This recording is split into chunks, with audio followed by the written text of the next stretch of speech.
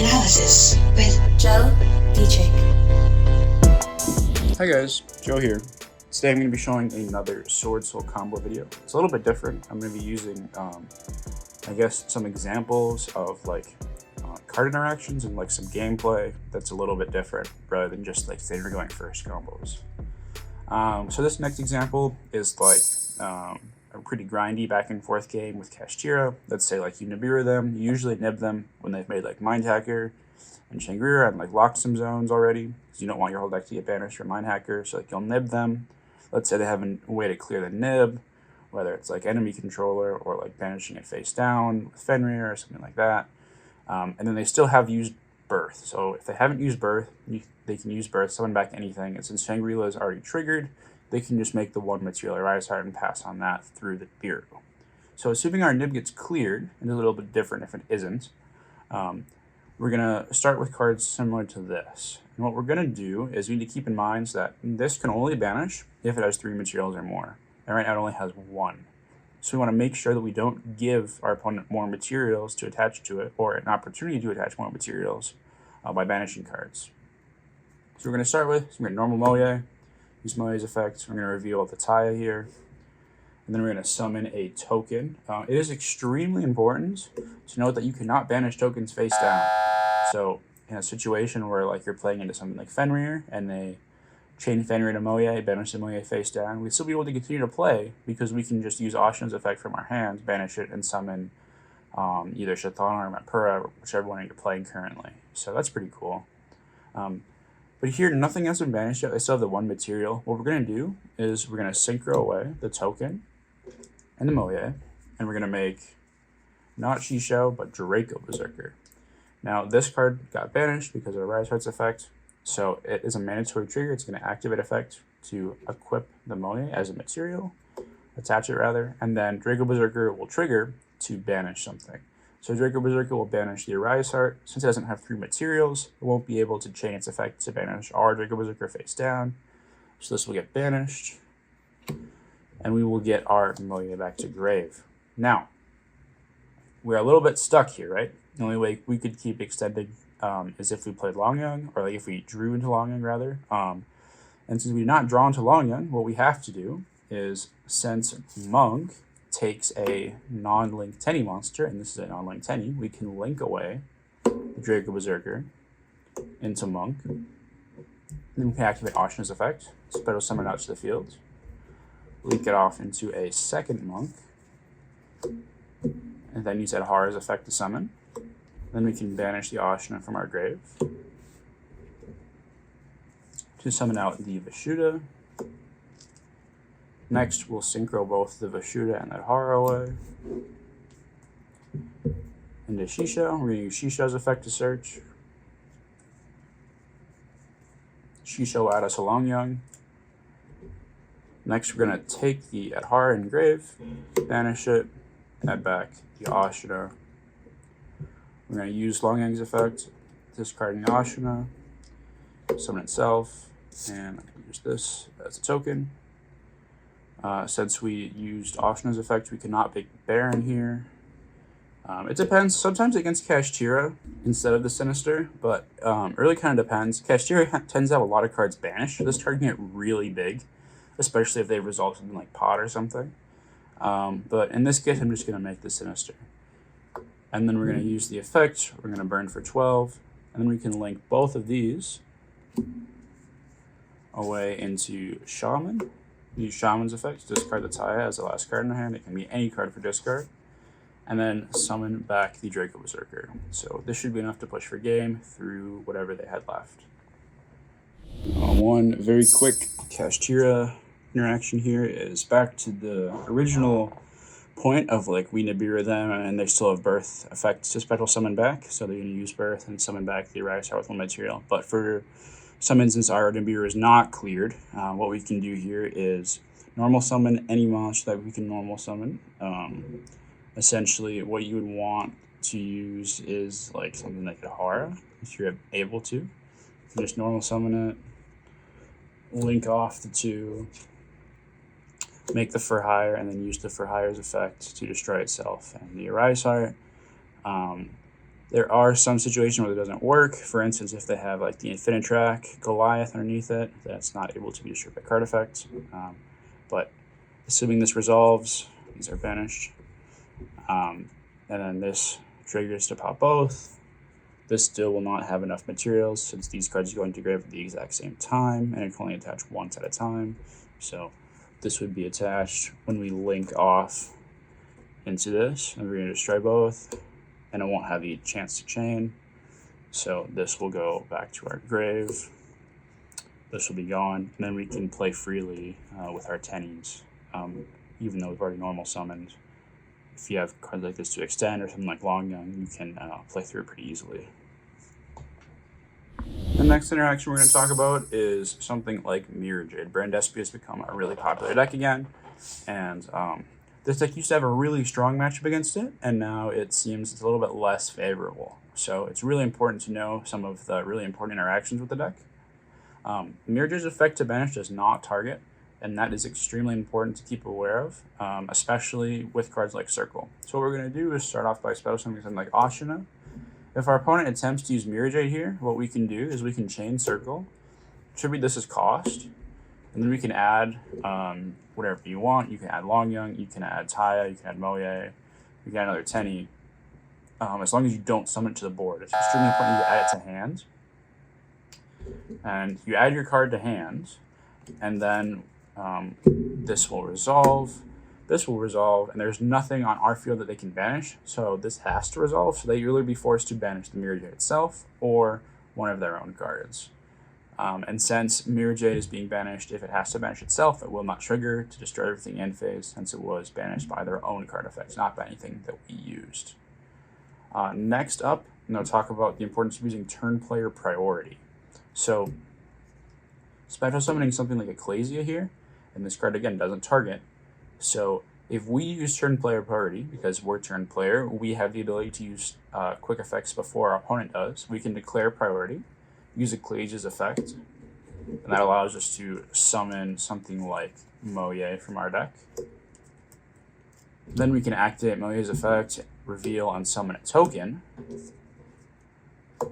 And then our opponent has the opportunity to either chain the effect of Mirror Jade to Moye or do it on resolution.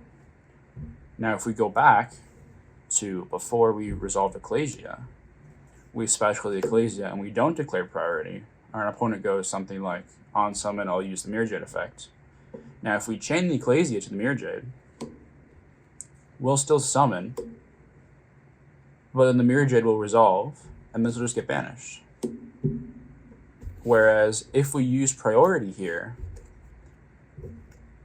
tribute, summon, Moye will have its window to trigger, so we'll at the very least have a token, right? Whereas if we don't use priority, the monster that we summon just gets banished, and we get nothing. But if this gets banished, then we have something like Ashina to continue playing. Or if they banish the token, then we have something like Circle. So it really nets you a lot of advantage using priority with Ecclesia against cards that do not target. For our next video, we'll be playing through, or I guess around as well, Token Collector. Now, this card's seen a lot of popularity recently. I know it was in a couple of the top cut lists from the YCS Lima. I know the two decks in the finals were Adventure Spread decks, so Collector is really strong against the Adventure cards. Unfortunately, it's also very strong against Swordsoul. So, we're going to give our opponent a Collector in their hand to start with. What we're going to do is we're going to start with Emergence. Emergence is going to add us Long Yuan. We're next going to activate Adhara's effect to special summon itself out. We're then going to activate Long Yang's effect, just carding the Emergence here. Special summoning itself out, and a token. Now that a token is summoned, their opponent's going to activate Collector. They're going to summon Collector to their field. And the effect is special summon from grave or from hand is only once per turn, so that's really important to know. And then once this card is special summoned, its additional effect will activate. When it's summoned, it can destroy all the tokens on the field. So this card's going to activate to pop all the tokens, and it will destroy ours. So if you have something like Chalice or Droplet, it's really good to chain it here in order to negate the collector from destroying everything. But since their token got destroyed, we only have 2 monsters left. We're going to synchro them away for a level 7. We're going to make Yazi. We're going to use Longing's effect to burn for 12. Next, we're going to use Yazi's effect, target itself and the collector to destroy both. Then we're going to trigger Yazi's effect to summon from deck. Here we're going to summon Moye. We're going to activate Moye's effect, reveal Taya, summon out a token, and then here what we're going to do is we're going to synchro the Moye and the token away in a box. We can trigger Moye's effects. We're just going to draw a random card. Let's say it's just a Vashuda. We can just have it be a blank for now. Now what we're going to do is normal summon the Taya, because we haven't normal summoned yet, right? We're going to use Taya's effect. We're going to banish the Emergence, and we're going to use Emergence's effect to increase this and become a level 9. So this is a 9. Next, what we're going to do is we're going to set our random card. This can be an imperm, this can be a circle. Just for reference, it's going to be a duster. We're going to set this card, use Box's effect, target this, and the Adhara engrave. Special summon out the Adhara, destroy the set card. Then what we can do is synchro away into Sinister. And then we're going to synchro the Taya and the token into Shisha. And we can dump something like Ashna here with the Taya, and then we can add something like Blackout. And then we're also going to be able to get a draw here. So in order to stack your chain links correctly, in this situation, I would make this chain link 3, this chain link 2, and this chain link 1, because we don't want to draw the Blackout, right? We'd rather search it first.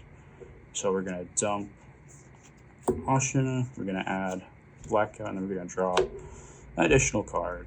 We're going to have the Blackout set here. So all this through Collector is pretty strong.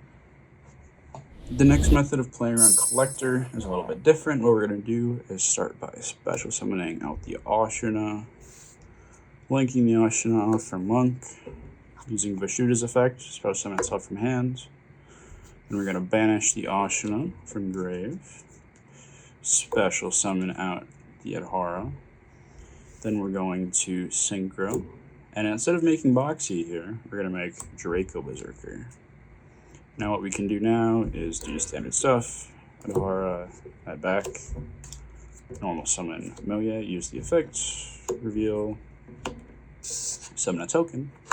And now when our opponent tries to collector us, the first effect activates in hand. We're going to chain the Draco Berserker, and we're going to banish it.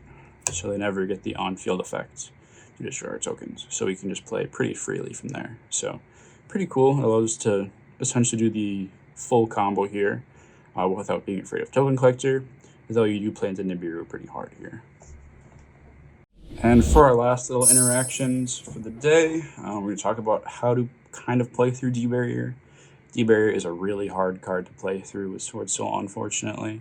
But there are some things that you can do to try to mitigate the how impactful the card is against you, I guess.